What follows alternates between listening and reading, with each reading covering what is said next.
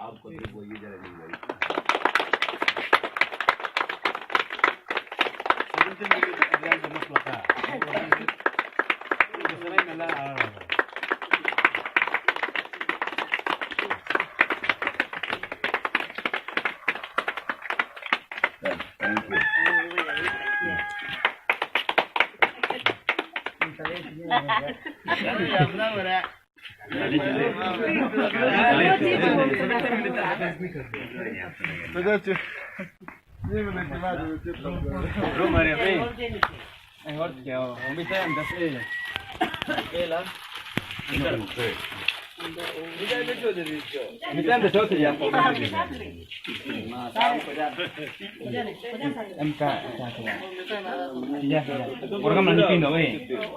program ni pin pero